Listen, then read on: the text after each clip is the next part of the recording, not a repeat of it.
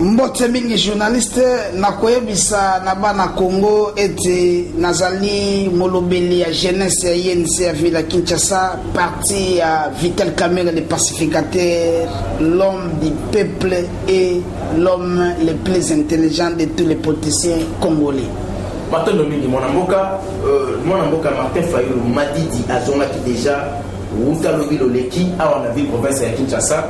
Asalaki meeting na ye maloba na ye ezalaki ete mwana mboka Félix Antoine Tshisekedi ekusi malamu adémissionné la poste wana ya kozala mokonzi ya mboka pamba te afandi na esika na ye te.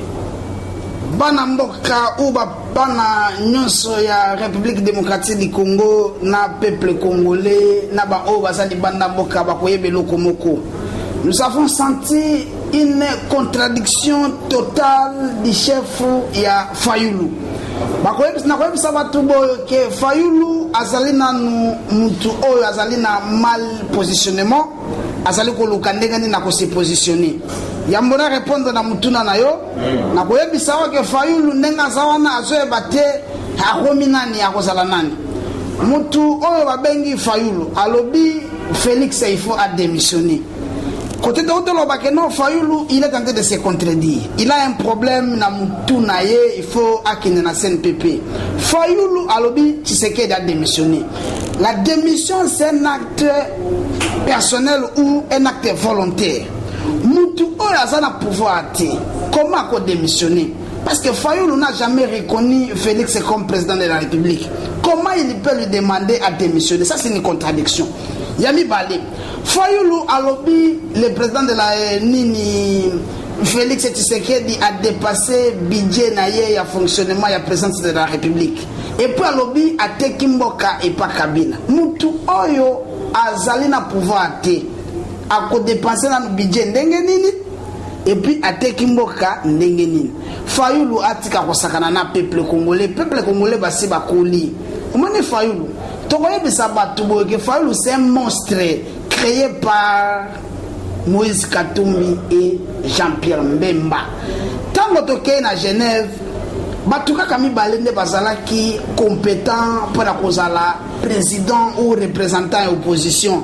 Tozalaki na mwana mboka Vital Kamerhe le pacificateur, tozalaki na Félix Antoine Tshisekedi Tshilombo. Bataki ba critère. Balobi il faut soit 1 ozala na parti ya munene, ozala na base, ozala na mo ba critère mo ebele ba tchaki bakoy ba bisaki biso base ni mais toke kuna bakiko kokobimiselo komoko ezala kite o il faut doleka na vote lelo biso tolongwa kana eloko wana tosali cache du pouvoir ba candidat bazala ki 21 Félix Tshisekedi Tshilombo abimaki président mais bango lelo bakiko désigner Moïse Katumbi comme mokonzi na bango ya plateforme na bango. Pendant nini à l'époque bakokai ko désigner soit Félix ou soit Vitalité. Au moment que bazalaki animé na motema mabe pe bazalaki animé na eloko moko boyo kaka ya kosongisa mboka sima. Toyebisa Fayulu ke tika biloko zali kosala parce que comme mayo musika tika kokotisa batu biloko oyo ezana mutu batu te mutu oyo azana pouvoir ata ko démissionner ndenge nini chaque bato amaele bazali faut ba comprendre et puis olobi ozokende okende kotinda batu bakende na parlement bakotinda na parlement ndenge nini oyebisi susu bato olobi o ngai Fayulu bomoni tozaki pouvoir batu ya Soudan bazui pouvoir batu ya Algérie bazui pouvoir non la situation ya Algérie na Soudan ezali ndenge moko te na situation ya RDC je comprends botika ko distraire batu RDC mapona salamaki les institutions compétentes pour rendre ba jugement ou pour rendre ba résultat et c'est le baki yango le président Yasseni a publié qui yango Félix Ndabimaki président toké na cour constitutionnelle et puis cour constitutionnelle et lobby Félix Ndabimi président Fayulu tika ko distraire peuple congolais toza na 21e siècle oyo mutu nyonso azomona ke eloko songolo to pakala eza susute ya kobomba. Quand vous parlez de fausseté d'office, nous sommes là pour vous contredire, pour faire voir aux gens que tout ce que Fayulu a parlé c'était des mensonges. Nous ne sommes pas là en train de faire de la balitisation ou bien biloko moko ba bal diffusion oyo Fayulu aza ko sala aza ko se baser na biloko moko ya pamba à Rolexia Mobato. Donc Faoulou il a été déboulonné par Lamuka Moïse Katumbi Mbemba bango basala ki lokwana ba déboulonné ba tcheye le dernier pour gérer Malam parce qu'il ne représente rien. Il est le seul député dans son parti politique et son parti n'est même pas reconnu. Même Michelou dans son village natal, son parti n'est pas implanté parce que parce que nous sommes avocats, nous avons des dossiers là-bas. Fallu n'est même pas connu chez lui. Il a été élu, il est le moins élu à Lukunga. Afanda Kimia, Azala Nenga Zawana, Sokazani Loka Salate, Akino Sala, théâtre. Donc, Bilobella, il fait si la Lokutape, il fait si la Sokozade Loka Kolobate, Fandanayo. Le lot reconnaître que Félix Azali, président, donc il faut la Soko Kolinga pour postuler, oser la presse 5 ans, donc on va postuler. Parce que dans nos 5 démissions, on reconnaître que c'est Aza autorité, on a comme Félix Antoine Tshisekedi Tshilombo. Tika Kocha confusion à Mito Abatou, Yosé le côté, tu n'as jamais été élu. Et puis ceux qui Yosala qui est élu, au lobby qu'on s'ala qui est élu, c'est qu'on s'allie déjà par quelques mois. Bon, on s'allie quelques mois, gouvernement n'a les arapi, premier ministre n'a les arapi, cabinet n'a les arapi. Donc vous travaillez, vous n'avez aussi rien fait. Donc Tika Bilobela, Tika Bilokouana, Bissot on a pouvoir, to Pessio, Badroua Nayo, aux alliés en tant qu'opposant, en tant que Moutou à manifestation, vous avez fait votre manifestation, il n'y a ni aucun mort, aucune arrestation, aucun gaz lacrymogène, et si l'autre banda ko lokata to une opposition yangwana to zuango siko biso to komena pouvoir to tikele bino ba opposant bo sala bilo qu'on a bino selon état de droit. Professeur Njoli alobi était 3 mois et siliko kozala épuisé siliko leka atalibo a Monica ka oizali makandesi to be intention na simamo na mboka Félix Antoine Tshisekedi, mais les actions concrètes sur le plan faisabilité et le comment malonga et ça limité. Vous allez professeur Njoli alobi encore. Nous ne sommes pas d'accord avec les propos du professeur Njoli sur ces points. Au moni avant Obomamut, avant Oiba, ibandaka na intention. Mais na koyebi sawa ke biso toza sur na étape à intention te toza na étape ya réalisation et puis il y a soko zolinga omona o palper biloko biso to lobaki et puis tozo sala ezali réel et loko liboso o ba turifa ba yeba ke tozali kaka na ba intention lokola yenga zolo baté toza na ba réalisation Lamuka esali plus de 10 meetings d'ici ou bon donc ba 10 meetings totikali koyoka te bakangi moto totikali koyoka te masase beti totikali koyoka te ke gaz beti donc eloko liboso to sali yango na biso na pouvoir de deux ba politiciens so bakanga Jomendongala Frank Jongo Firme Yangambi na bango ba MLC ba ancien militaire na bango to liberaki bango basi bazali banda eloko mususu to sali yango na biloko ebele ezali to sali to za na intention te le to banda koyoka masola ba soti mouton et si déjà ekokisami makamba minene zo salama ye prof Njoli nzela wa mataka na université tango na manda Kabila ezala kindenge nini mais lelo nzela wana ekomi okende na kosila et puis eza kitoko makasi faso basali yango tala nzela oyo bana bazokende kotanga obe bandeko na biso nzela oyo biso totangeli ekomaki mystique ozozwa 3-4 transports pour arriver na université place makasi mais le président tango aye asali yango yango wana ezosila wana ezelo côté toza na intention te mais dosala nde biloko eza réel.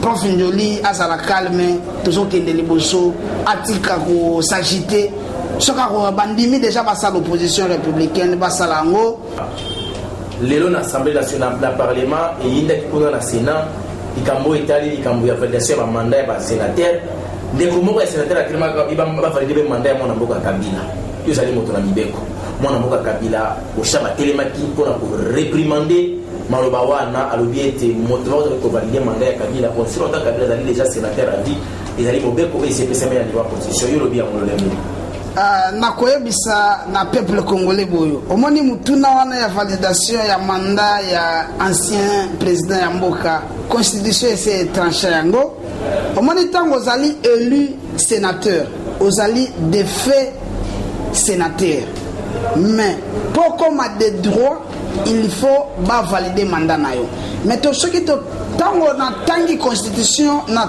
kwei na article 107 et 104 ya constitution na moni na kati wana balobi Les anciens présidents de la République élus sont des droits des sénateurs à vie.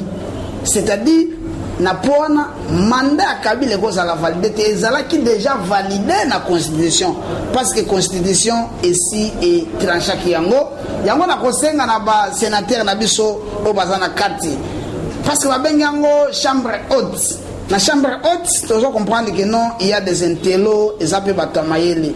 Vous devez avoir aussi des assistants compétents pour Bandakosala. Et ça te dit non. Si ce point, la constitution est claire, là où le droit dit quelque chose, nous devons nous taire.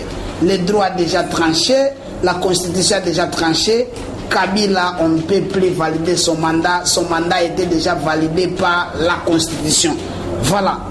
Maintenant mingi liloba ya suka ezali awa motuna ya suka yango yo linga to likambotali mwana mona mboka nzala njoko ben nyako wasila ikobeta penanto lo pona koloba ete président premier ministre il faut auta et ngambo na bango ya FCC pas maté bango bazali majorité parlementaire ezali olengi ya kolakisa ke o ota mona coalition ba ko considérer binoté. Je réponds à cette question et je réponds l'ancien président de l'Assemblée nationale Kuboyo. Ancien président de l'Assemblée nationale, il faut y avoir aux alliés juristes. Mboka et Zoka Ukambama na constitution. Si ce point, la constitution est claire. L'article 78 et lobby, le premier ministre est ici au sein de la majorité parlementaire. Donc, INC, IDPS, PALU, PPRD, n'a pas parti Moussou, baza ba parti au ezali na kati ya ensemble et puis baza la majorité parlementaire. Donc le président a une obligation constitutionnelle aussi de renommer premier ministre na ba parti wana. Ba renommer na INC et ça problème té. Ba renommer pe na IDPS et ça la problème té, ba renommer pe na PALU et ça problème té.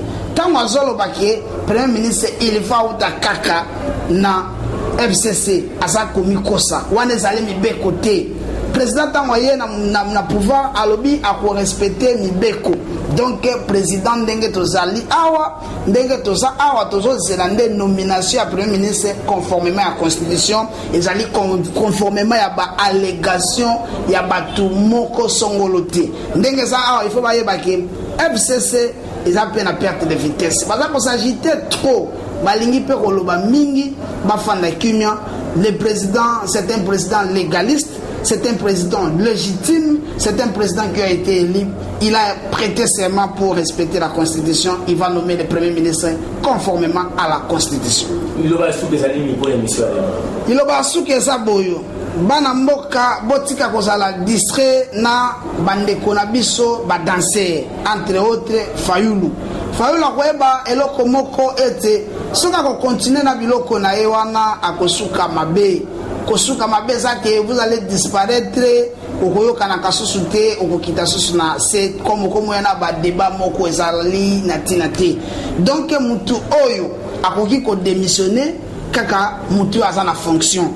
Mais Fayulu atikala ko reconnaître Félix c'était comme président alobaka yenda sa président mais yenda sa président pour nini aza ko gérer te wapi gouvernement na ye wapi musala o ya sali quelle réalisation ya sali en tant que président pour alobi ya sa président élu ou de sa distraction le président élu ezali Félix Antoine Tshisekedi Tshilombo bilan na ye ya 3 mois ezali ete Fayulu azosa meeting sans que mutu akufa Fayulu azosa meeting sans que donc bakanga mutu yango wana état de droit to banda koluka et puis nyoso bango baza ko senga po basala biloko na bango baza ko autoriser bango toyebi ke ndenge za wana abandaki ka koluka loba abina kina ye esili tozo zela esko asala ba action susu mais biso tozali ko travailler na ko senga na peuple congolais et que toza wana na service na bino pour éclairer le peuple congolais balanda vérité avec la nouvelle génération bana oyo bazana ndaku ya Vital Kamerhe le pacificateur.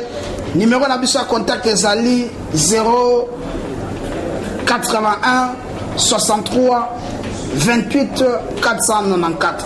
Donc okobenga biso toza na République démocratique du Congo okopesa biso susupe ba Ma remarque par rapport à l'émission de Sala pour permettre à Bissot de les sous Bissot de Zana Musala pour travailler na bino, to kende pe na bino, tina suka, to pesa la bino pe information, to éclairer bino pe ce qui va trouver le makambo et que bakei li banda ya makambo ya ndenge ya solo. Merci beaucoup.